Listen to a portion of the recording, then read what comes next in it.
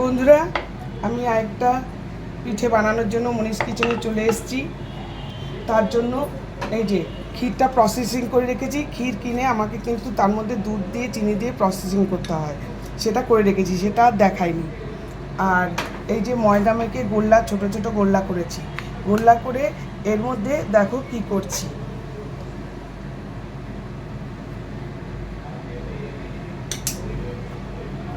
এই যে এরমভাবে একটা লুচির মধ্যে দেব, দিয়ে লুচি বেলেছি আরেকটা। এই যে এরমভাবে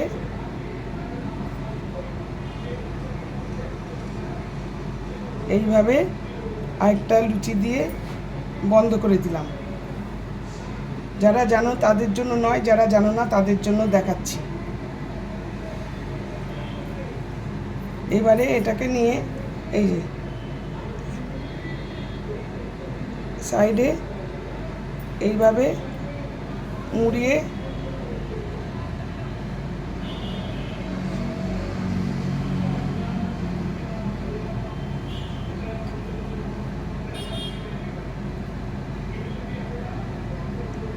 এই যে এইভাবে মুড়িয়ে মুড়িয়ে করছি। এবারে তো একসঙ্গে সব পিঠে করতে পারিনি, নানা কারণে অসুবিধায়, তাই অল্প অল্প করে কদিন ধরে করছি।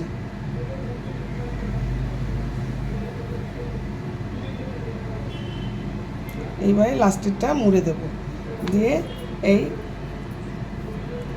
এইভাবে করব, এইভাবে সব কটা করব। দিয়ে আরেকটা লুচি বেলবো, আরেকটা দেখাচ্ছি।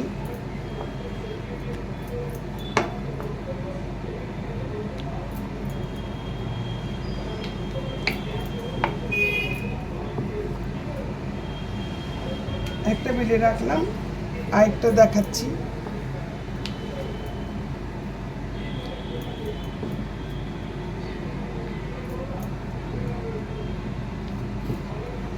সেম সেম সাইজের গোল্লা করতে হবে, নাহলে অসুবিধা হবে।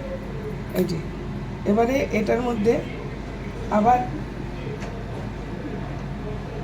আবার ক্ষীর দিলাম।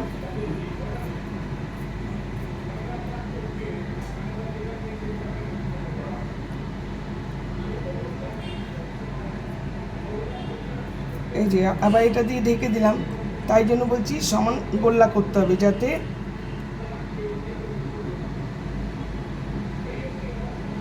সমানভাবে হয়।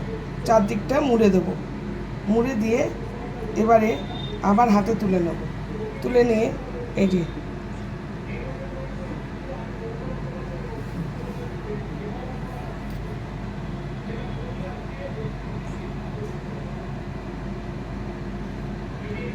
এইভাবে প্রতিটা করে নেব।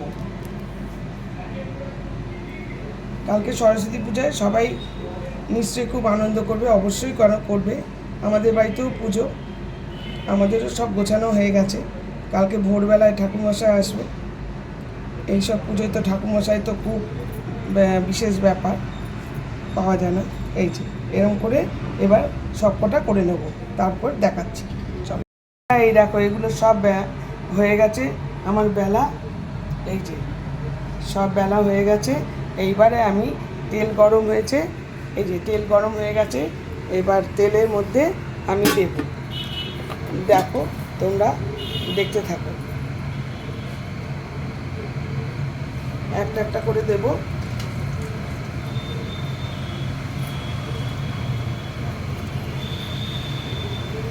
এখানে দুটো একসঙ্গে দিয়ে দিতে পারবো।